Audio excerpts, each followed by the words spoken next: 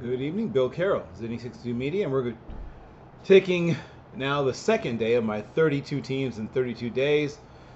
Now we're going to move on to the Houston Texans. I'm going to take a look at their 2020 draft, their 2023 draft, grading the 2020 draft, just discussing briefly the 2023 draft, and then looking at their depth chart 2020 to 2023, and are they headed in the right direction, and what is the probably near or immediate future. So in 2023, you got to see the Houston Texans add players that, while they might not be superstars or studs or players that are going to be household names immediately, except out of the first two, right? Well, the first two, if things go well, should be household names. They created a situation, and it was a costly situation, but where they could draft consecutively the second and third picks. That, of course, didn't come cheap. But if those two players, if both Coleridge Bernard Stroud Jr.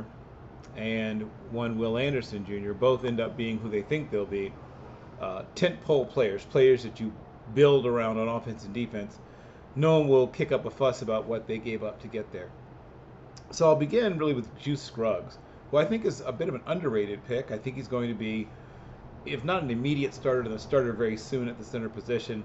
Natural leader, highly intelligent, good communicator, above average athlete at the position. And now the controversial pick of Nathaniel, aka Tank Dell, who at his very heaviest was 167 pounds. You've heard the Deshaun Watson comparisons.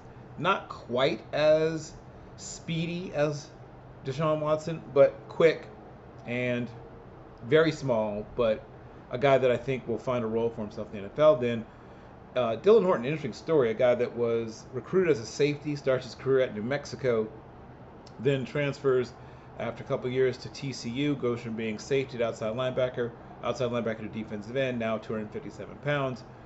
An average to slightly above average athlete. Certainly a guy who I think can produce. I think he's more of a depth piece than a starter. Henry To'o is a really interesting story. I think he ends up being a good but not great player. He may become a starter someday. But it's a solid enough pick, 167 picks into the draft. I think they got really good value with Jarrett Patterson at 201 and Xavier Hudson at 205. And Brandon Hill might also make the team as a special teamer. So we'll come back in 3 years and see how that all looks. Then looking at the year 2020, which I will be grading, they took, speaking of Dylan Horton, sort of a Dylan Horton, a slightly larger player and slightly less athletic, but a somewhat similar player, a tweener, tackle defensive end tweener Ross Blacklock, from TCU also. No longer on the team. Not a terrible player, but there were better players to be had at pick number 40. One pick later, Jonathan Taylor, one of the great young running backs in the NFL, would have been available. Laviska Shenault, though he's been injury marred and hasn't really put it all together, was 2 picks later. Then you have Cole Kmet, Grant Delpit, and here's sort of the one that really hurts. Antoine Winfield Jr. would have been available at pick 45. They could have had him. So Blacklock has flashed, actually not flashed, really. He's played a little, so I should say. Ended up getting ejected from his second game of this he ever played in against the Ravens, and then really hasn't produced much at all in his NFL career. He may at some point put it together, but we're talking about a player who had 38 total tackles, 3 sacks, 1 forced fumble, and 2 pass deflections in his NFL career. So whatever he does, he won't be doing it for the Texans. So I'm going to call that a miss. That pick is a C- maybe. A slightly better pick, I'd say a B- is Jonathan Greenard. In his career, 3 years he's played for the team. He's appeared in 33 games, 63 total tackles, 37 of them solo, with 26 assists, 10.5 sacks. And his breakout year, before he had an injury-marred season last year, was 2021, his best year to date. If he can get back to that form, this will be a very good pick, but I'm still going to give it a B-. But in that year, he had 31 total tackles, 21 of them solo, 8 sacks, right? And 4 passes defense. That's a really solid year. And once again, we're talking about a player that was picked number 90 overall. I'm going to, like I said, call that a solid pick. Their next pick is a guy that's on the team, and has played some in Charlie Heck, a legacy player. His father, I remember when I was, younger, when I was a teen, was a Northern Virginia player. I'm from the Tidewater area, so I'd heard of his father, Andy Heck, who ended up winning Notre Dame. And he has a brother who's now a strength and conditioning coach at UNC, but he's a, pick 126. He's made the team. He's contributed a little bit. Started 15 games. So I'm going to call that a solid B. And he may not be a superstar, but he's a guy who's out there playing a role.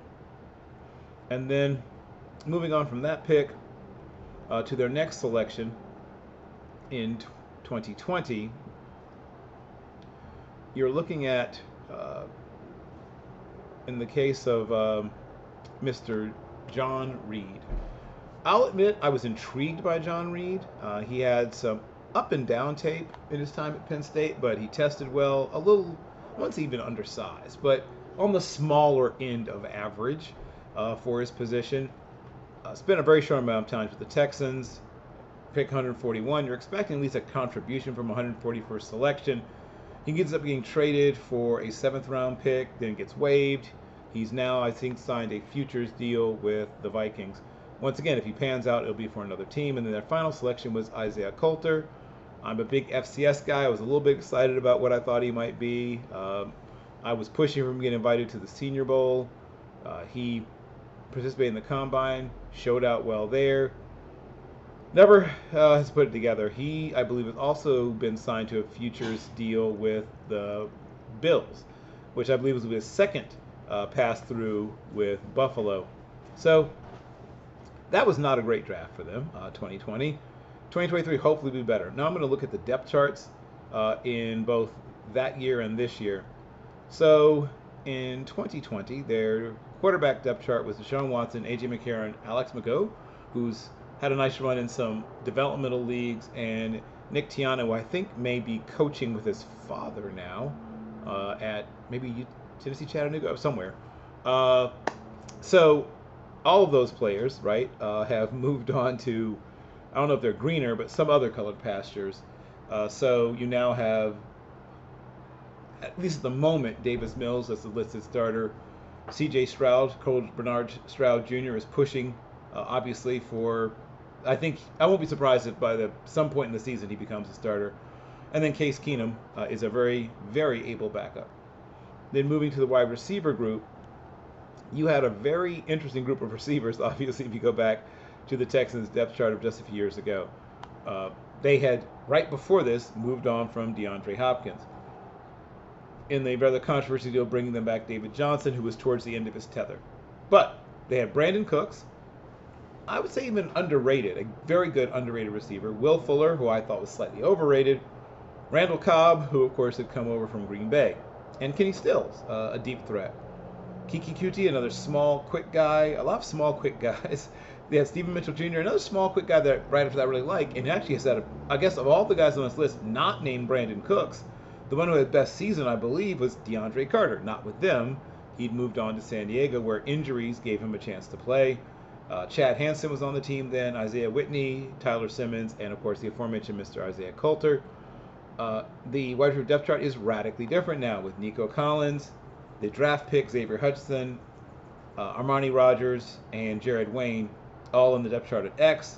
And then Z, John Mechie, Noah Brown, former Cowboy, Jalen Camp, who is an interesting raw prospect who came via San Francisco 49ers, and then Alex Bachman. And then if you're looking for like a last pick of your draft in fantasy guy, flyer, who might end up being better than people think in the slot, Robert Woods, formerly of Tennessee by way of the Rams, who I think may have a bounce back year. He might be splitting time with Nathaniel Tank Dell. They also have Steven Sims, Johnny Johnson III, and Jesse Matthews. The last couple of guys will be fighting, along with Bachman and Jared Wayne, to even make the roster. Then their offensive line is also a very interesting work in progress and has changed dramatically. Actually, so I'll do tight ends first. In 2020, the tight ends were Darren Fells, a guy who sort of exceeded expectations to become what he was. Jordan Thomas, another project who had a few flashes. And then a real bargain in Jordan Akins, Kelly Waring, and Dylan Stapleton. So once again, dramatic changes have taken place since. They have Dalton Schultz, once again by way of Dallas, an undrafted free agent. Tegan Quarantano. Brevin Jordan, who at one point was looked at as maybe a future starter, now is a guy fighting to stay on the roster. Mason Schreck, formerly of San Francisco, a lot of ex-49ers rolling around. And then Jordan Murray, a guy who's probably got maybe a chance to make the practice squad. Now I'll move on to the offensive line. So as of the 2020 season, they rolled out a very impressive tackle tandem. Starters, Titus Howard on the right side and Laramie Tunsil on the left. And then they were backed up by Roderick Johnson, Brent Cavale, Elijah Nkansa, and Kyle Murphy.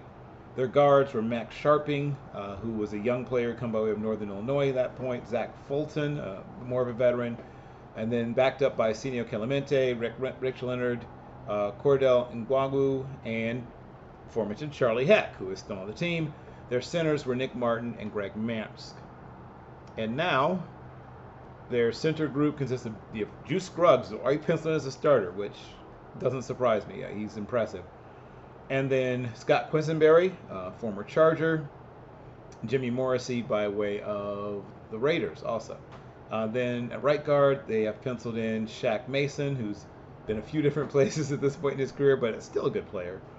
And Michael Dieter, former Miami Dolphin by way of Wisconsin, I believe is where he played his college ball. And then on the left guard side, they've got Kenyon Green, who I think is going to be a solid piece for many years to come for them. Jarrett Patterson, the draft pick, is backing him along with Tyler Beach. And they still have Titus Howard, the survivor, Titus Howard at right tackle, backed up by Charlie Heck and Austin Deculus. So a lot of changes have taken place there. The running backs are now Damian Pierce, Devin Singletary, who came by way of Buffalo, also Mike Boone, who I liked coming out of Cincinnati, and Dare Ngwale, and then fighting to make the team. And watch out for Xavier Holiday. Xavier Holiday might be a practice squatter, but maybe this time next year might push his way into a third down back role. Very athletic and dynamic and has really good vision and has got some good explosion. And then Dokes is the other end of the spectrum, sort of a run into you, run through you, and run over you kind of running back. And then they have Andrew Beck and Troy Hairston. Hairston, of course, was a very good defensive player because of, I guess, short arms or whatever, got converted to offense. I really would like to see what he could have been on defense as a linebacker, but, he never got the chance. Moving on back to the running backs from 2020. Once again, a radically different group of players. The aforementioned David Johnson, who come via the DeAndre Hopkins trade, Duke Johnson, no relation, Buddy Howell, Karen Higdon, and Scotty Phillips. You can see why none of those players have made it to today's roster. Back to 2020, on defense, once again, a tremendous amount of turnover as they had Justin James Watt and Angela Blackman, Charles Omenihu, very interesting player, Charles Omenihu, who is finally breaking out. Also Carlson Watkins, Ira Savage Davis, and the defensive tackles were Brandon Dunn, Ross Blacklock, who never quite became anything, Eddie Vanderdoes, and Afolaye Azuzea. Then, that was then, this is now. Will Anderson Jr. is listed at starter at left defensive end, which is a surprise to no one. The ageless wonder, Jerry Hughes, is backing him up. I feel very vindicated because I was a big fan of his when he was coming out of TCU. A lot of TCU players in this discussion. And he sort of was a bust at first, but he's now turned around and had a very solid career. So thank you for not making me look bad, Jerry Hughes. Dylan Horton, another TCU player, backing him up.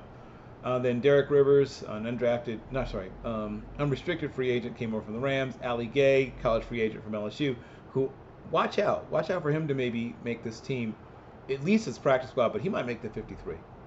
And then Sheldon Rankins, once again, a very good veteran who's sort of winding his career down, but still can be productive at times. Roy Lopez is backing him up, along with Kurt Reinisch and Byron Cowart. At right defensive tackle, Malik Collins of the Collins twins from Nebraska. Hassan Ridgeway, by way former Texas player by way of San Francisco. Thomas Booker IV, who is from Stanford, if I remember correctly. And then Jonathan Greenard, who I mentioned earlier, at right defensive end, who I think is going to have a bounce back year if he stays healthy. Chase Winovich, who, once again, watch out, especially in like their whatever NASCAR, dragster, whatever packages, when they put Anderson, Greenard, along with Winovich, and I guess maybe Hughes or Horton, depending who wins it, as the four guys with hands in the dirt, they should be productive. They also have Jacob Martin and Damone Harris and Odewale Adebayo battling it out for the depth pieces in the back of that roster. And then at linebacker, we've got Denzel Perryman, who I've always liked him at Miami, and have liked him in his time at Las Vegas, along with Christian Kirksey, who's bounced around a bit, but is still a good player. And then the aforementioned draft piece from the 5th round, Henry To'oa. And you also have Corey Littleton penciled in to start on the strong side. And he's backed up by Jake Hansen and Garrett Wallow. Not TCU in his case, that's Rice, but still within state. Then moving on to weak linebacker is Christian Harris, Blake Cashman. I like Blake Cashman. Watch out for him to fight his way onto the field more than people might be expecting. Neville Hewitt, and then Ian Swinson, an undrafted college free agent, may or may not make the team. Their secondary is an interesting conglomeration of pieces. Daryl Stingley, of course, who they drafted, and who I think is on his way to being a star.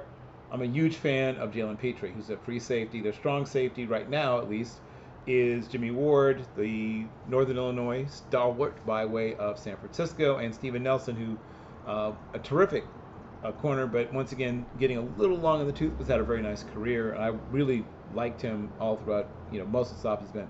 Darius Phillips is backing him up, as is Kendall Sheffield and Kadir Holloman. And backing up Stingley, you have Shaquille Griffin of the Griffin twins by way of Jacksonville. Also Kobe Francis and Kadir Holloman, who also is backing up or fighting to be a backup for the other corner position. Moving on to the free safety, once again I mentioned Jalen Petrie. I'm a huge fan of his. I loved him at Baylor. I had a first-round grade on him. Really liked him a lot. Eric Murray, by way of Minnesota, by way of Cleveland's backing him up. Then they have Arnold Grayland, who may or may not make the team, but in the fight there. And then a strong safety, you have MJ Stewart, who is a versatile, scrappy player, played for Carolina, Cleveland, Carolina, University of North Carolina. I think Tampa Bay also, if memory serves me correctly, but he's going to make the team and he probably will back up. And then Brandon Hill, the rookie 7th rounder from Pitt. So a lot of turnover. And then I won't talk too much about special teams. Tank Dell is pushing Desmond King a little bit, maybe for punt return. He'll probably be the kickoff guy. Kemi Fairbairn is unchallenged. Their long snapper John Weeks unchallenged. Cameron Johnston, holder, unchallenged. And so yeah, not much to talk about there. So the Houston Texans are probably not going to be great again this year. And frankly, not to say they don't want to be. They want to be improved. They want to go in the right direction. But they really want to position themselves to be able to draft early again next year and then contend the year after that. At least that's my read on it. But all in all, they've done well in this draft, even though they didn't do so well in the 2020 draft. Moving on to the next team next. So if you want to stay with me, I've got 30 more teams to go in 30 days.